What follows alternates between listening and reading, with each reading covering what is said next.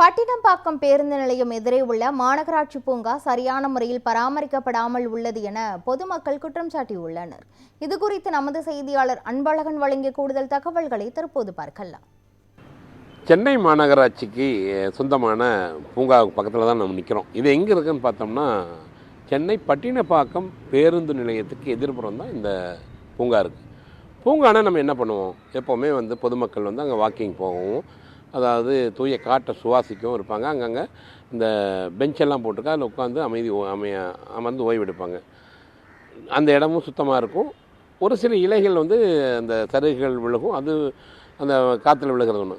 ஆனால் அதே குப்பை காடாக இருந்தால் எப்படி இருக்கும்? ஒரு பார்க்கு குப்பை காடாக இருந்தால் எப்படி இருக்குன்னு அதான் பார்க்க போகிறோம். வாங்க போகலாம்.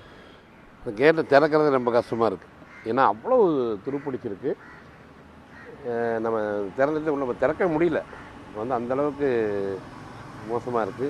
இங்கே சிட்டிக்குள்ளே இருக்கக்கூடிய பார்க்கை சுத்தமாக இருக்குதுன்னு பார்த்தோம்னா இங்கே பூரா அப்படி குப்பை காடாக தான் காய்ச்சி இருந்துருக்கு. அதுவும் பூரா மது பிரியர் கூட அங்கங்கே பாட்டில் இருக்குது. எப்போவுமே அந்த நீர் விட்டு இருக்குல்ல, அந்த ஸ்ப்ரிங்க்லர் மூலமாக தண்ணி தெளிச்சிட்ருப்பாங்க. அதே போல் இங்கே பார்த்தோம்னா அந்த ஒரு அழகாக ஒரு மரம் வச்சுருக்காங்க. மரம்னா செயற்கை மரம் தான் அது அங்கே இருக்கிறது.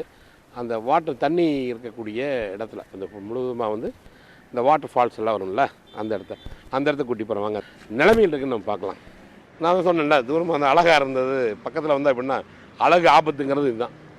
இப்போ பாருங்களேன், இவ்வளோ அழகாக இருக்கேன்னு விட்டு ரசனையோடு வந்தால் சரி, ஒரு மேலே அரச மரம்லாம் வந்திருக்கு, ஒரு வித்தியாசமாக இருந்தது இந்த இடத்த அப்படின்னு பார்க்க வந்தால் இங்கே இருக்கக்கூடிய அந்த கழிவுகள் கொட்டப்பட்டு ஒரு கழிவு நீர் தான் கலந்து கணக்கு. ஒரு விஷயம் அழகாக ஊற்று ரீசைக்கிளிங் ஆகும். எப்போவுமே ஒரு தண்ணி மேலே அழகாக கொட்டி இங்கே மக்களை பார்க்க வைக்கும், ரசிக்க தோணும்.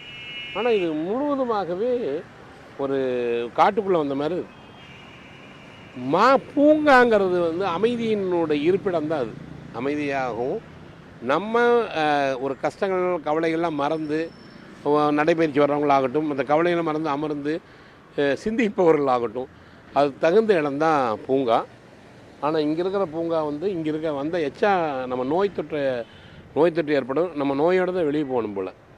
அந்த மாதிரி ஒரு நிலைமையில் தான் நாம் இருக்கக்கூடிய இந்த பூங்கா இருக்குது. ஒரு சில மக்கள் கருத்து சொல்லியிருக்காங்க, அவங்க அந்த பராமரிக்கிற சொல்லியிருக்காங்க. சரி, பராமரிக்கிற ஆளு கேட்டால் என்னடான்னு பார்த்தா, அவங்கள கேட்டால் அவங்க ஒரு கான்ட்ராக்டர் ஆளு கேட்டால் அவங்க வேலை பார்ப்பாங்க பொழுது அவங்களுக்கு சம்பளமே கொடுக்குறது இல்லையா. அது ஒரு பக்கம் இருக்குது. நீ இதை சொன்னால் அவங்களுக்கு மறுபடியும் வேலை இருக்குமான்னு தெரியாது. இருந்தாலும் கூட மாநகராட்சி உடனடியாக இதுக்கு நடவடிக்கை எடுக்க வேண்டும். மாநகராட்சியுடைய கவனத்துக்கு நம்ம கண்டிப்பாக கொண்டு போகணும். இவ்வளவு செலவு பண்ணி மக்களை இந்த பூங்காவை பராமரிக்காமல் போட்டிருப்பது ஒரு மிகப்பெரிய குற்றம் தான் நம்மளுக்கு சொல்லணும். நடவடிக்கை எடுக்குமா மாநகராட்சி? பொறுத்திருந்து தான் பார்க்க வேண்டும். ஒளிப்பதில் விக்ரமுடன் அன்பழகன். ஆக்சுவலாக நான் ஒரு 2 இயர்ஸ்க்கு மேலே நான் அங்கே ரெகுலராக வரேன். இப்போ பார்த்திங்கன்னா ஒரு 3 to 6 months அந்த பார்க் பார்த்திங்கன்னா ரொம்ப மெயின்டெனன்ஸ் ரொம்ப கம்மியாக இருக்குது. கூட்டுறது இதெல்லாம் பார்த்திங்கன்னா மெயின்டெனன்ஸ் ரொம்ப கம்மியாக இருக்குது. கேட்டதுக்கு அவங்க என்ன சொல்கிறாங்க, எனக்கு சேலரிலாம் கரெக்டாக சரியாக வரதில்லை போகிறதில்லைங்கிறாங்க. ஸோ இது என்ன நடக்குது, எப்படி ஏன் மெயின்டெனன்ஸ் இவ்வளோ கம்மியாகுது? நடுப்புறம் நல்லா தான் இருந்தது. வந்த புதுசுலலாம் நான் பார்த்திங்கன்னா பார்க் நல்லா மெயின்டைன் தண்ணி விட்டுட்டு நல்லா க்ளீனாக இருந்தது. இப்போ தண்ணியுமே ரெகுலராக விட்றதில்லை.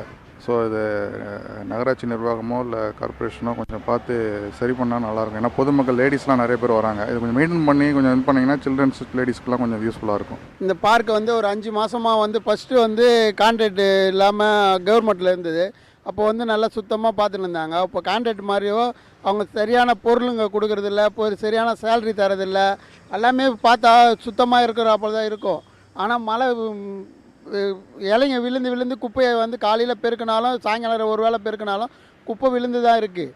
அதெல்லாம் குறை சொல்ல முடியாது, தெரியுங்களா. ஆனால் பார்க்கு வேலை செய்கிறவங்க வேலை செஞ்சுன்னு தான் இருக்கிறாங்க. ஆனால் 3 மாதமாக சேலரி தரல. அப்படி இருந்தால் இந்த இடத்துல வேலை செஞ்சுன்னு தான் இருக்கிறாங்க. இது இலை உழுவுற காலம். கவர்மெண்ட்டுக்கு என்னென்னா, எங்களுக்கு தனியார் விடுறதுக்குள்ளே கவர்மெண்ட்டே எடுத்து நடத்தினா சேலரியும் கரெக்டாக இருக்கும், சுத்தமாக பார்த்துக்கிறதுக்கு எங்களுக்கு ஒரு இன்ட்ரெஸ்ட் இருக்கும். கான்ட்ராக்டுன்றது எங்களுக்கு தொடப்பம் தரதில்லை, ஆட்பிக்கு தர்றதில்லை, அந்த பாக்ஸ் தர்றதில்லை, குப்பை வர பாக்ஸ் தர்றதில்லை. ஒரு குப்பை கொட்டுறதுக்கு கூட எங்களுக்கு பக்கத்தில் ஒரு குப்பை தொட்டி கூட இல்லை. அதையே எடுத்து நாங்கள் இங்கேயே சேர்த்து வைக்கிறோம்.